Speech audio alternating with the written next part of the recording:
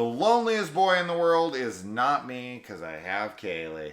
Ooh, But he's the loneliest boy in the world. we do know who the loneliest boy in the world is now. And who is that? Oliver. Oliver. Not my Oliver. But not your Oliver. Not my Oliver. No. Okay. A different Oliver. A different Oliver. Yes. So what's this one about? This is about an awkward, kind of misunderstood boy named Oliver, who goes through a tragic death in his family. His mother passes away. Mm-hmm. And he is kind of on this like probationary period after being released from the mental institution, since he's, I think 18 is what happens. And his probation officers tell him that he needs to make friends in order to not get sent back into the institution. So the story follows him making some unlikely friendships, very unconventional ones, and yeah. He digs up some bodies to make him a part of his family. He does. He does. He digs up some bodies. And yeah, some unexpected things happen when he digs them up. Yes. This movie, I was thinking this while we were watching it, and I feel like this is such a perfect description of this film. This film feels like, you know, when you go to like a elementary school play, mm-hmm. and everyone in the play is the same age, but is meant to play different characters of different ages.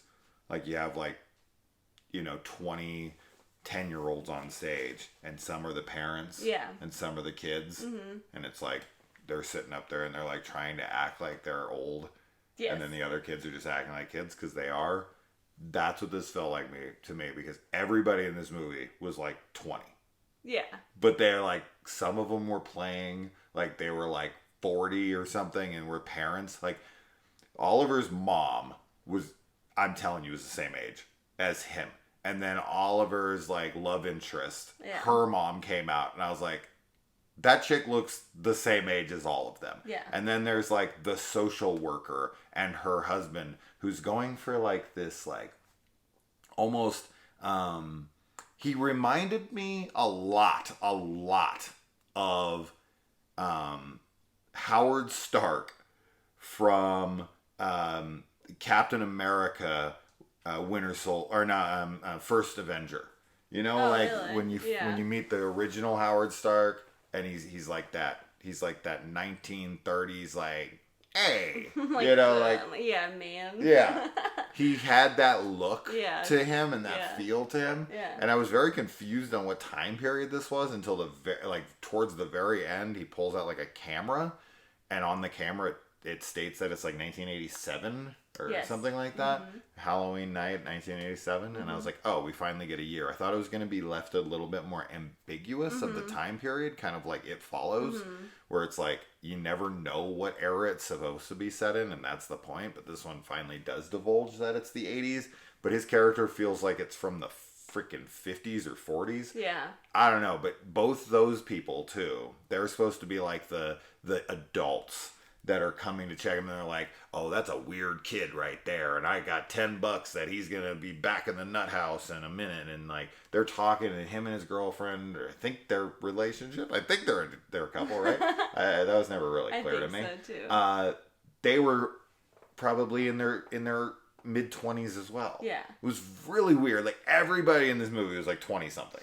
Yeah, I like that you described it as kind of like an elementary school play, because I think that that's part of like where the charm comes from for me in this. Like obviously Oliver's character for me was my favorite because he is the most like awkward and adorable and just very sweet.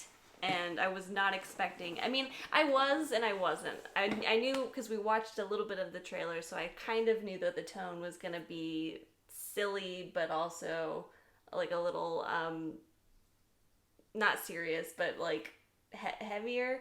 And I think that the show does a really, really good job at blending both of those things, because there are some like sad subjects that are talked about, and there's obviously death is like the main thing, but also just him kind of coping with being different and not fitting in and not knowing how to talk to people and like how to make friends and how to deal with bullies and stuff, and the journey that he goes through in the film to where he ends up at the end where he's able, you know, to stand up for himself a little bit more.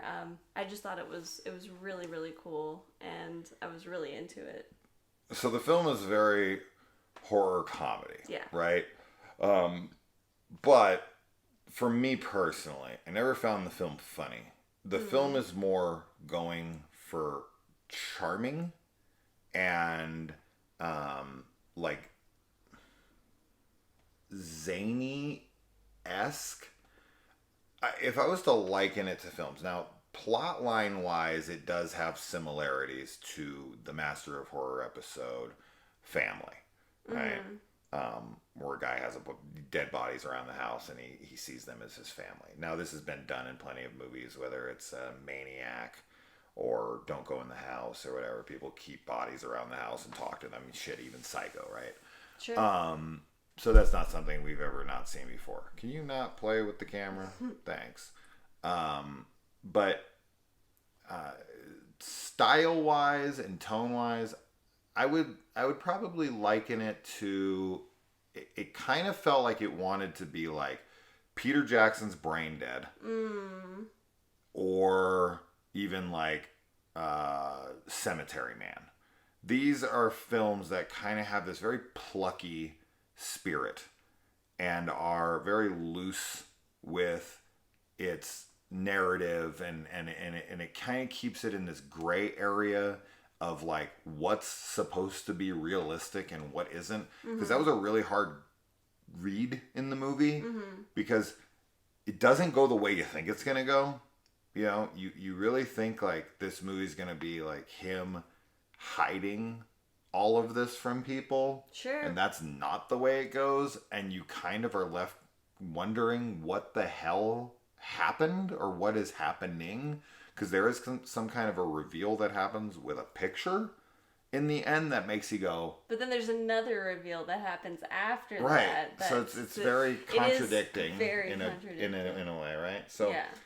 I don't know. The tone is going for plucky and silly, but it also is trying to have some kind of message and heart and drama to it. I didn't connect with it as much as Kaylee did, for sure. I liked the movie. I just wish that we would have connected more to the characters that were set up in the film. He creates this family dynamic around him, and I don't feel like we get enough out of the family dynamic to give us the ending they were going for. I feel like they should have had more of an impact on his journey individually to really to give each one of them more of a rounded identity that that gave him more, as I said, individually, where it was like, okay, he got this from this person, he got this from this person, you know, and there was that real family dynamic where you could pinpoint where each one of them helped him. And I just didn't feel like that ever came to fruition as I would have expected it to, because they're all kind of just there to me. I think that there's a couple that have more of an impact on him, and I think that there's an argument to be made, but it's sort of spoiler territory, so I don't want to get into it, but an argument to be made about why there isn't such a focus on each individual one in that rounded way that you would have liked. But I did think that there was a couple of them that had a pretty important part to play as far as where he, you know, ends up. So cut the characters that don't. Yes. Because you don't really need them.